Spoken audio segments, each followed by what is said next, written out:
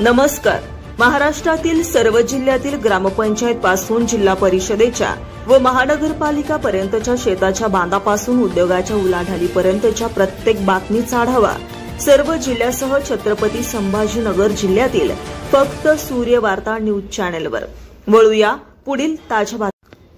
गंगापूर तालुक्यातील शिलेगाव पोलिसांच्या वतीने भारताचे लोहपुरुष सरदार वल्लभभाई पटेल यांच्या 150व्या जयंतीनिमित्ताने राष्ट्रीय एकात्मता आणि अखंडतेचा संदेश देण्यासाठी रन फॉर युनिटी या कार्यक्रमाचं विशेष पोलीस महानिरीक्षक वीरेंद्र मिश्रा, ग्रामीण पोलीस अधीक्षक विनयकुमार राठोड, अप्पर पोलीस अधीक्षक श्रीमती अन्नपूर्णा सिंह, उपविभागीय पोलीस अधिकारी निलेश पालवे यांच्या मार्गदर्शनाखाली पोलीस निरीक्षक सलीम चौस, पोलीस उपनिरीक्षक गणेश काळे, पोलीस अंमलदार यांच्यासह शिक्षक, पत्रकार, ज्येष्ठ नागरिक, पोलीस मित्र, महिला दक्षता समिती, पोलीस भरती करणारे तरुण तरुणी असे 250 ते 300 नागरिक या एकता दौडमध्ये सहभागी झाले होते.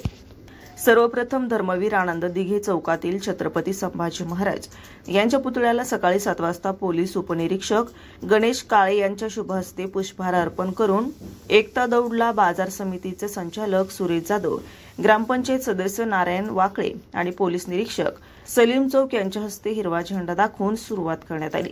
लासूर स्टेशन ते क्रिकेट ग्राउंड लासूरगाव असा 3 किलोमीटरचा मॅरेथॉन स्पर्धकांनी धावत जाऊन पूर्ण केला.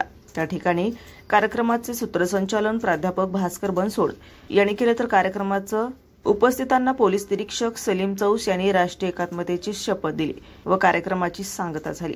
सूर्यवार्ता न्यूज संघर्ष सातपुते, लासूर स्टेशन, छत्रपती संभाजीनगर.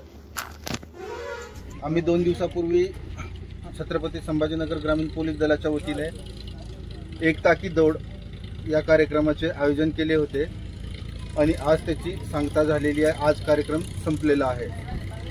सर्व पोलीस स्टेशन शिलेगाव हद्दीतील सर्व गावातील लोकांनी, लासूर स्टेशनमधील लोकांनी या कार्यक्रमाला भरभरून प्रतिसाद दिला. लोक आपले सर्व कामधंदे सोडून सकाळी दौडसाठी हजर आले आणि या ठिकाणी एकतेची शपथ सुद्धा घेतलेली आहे.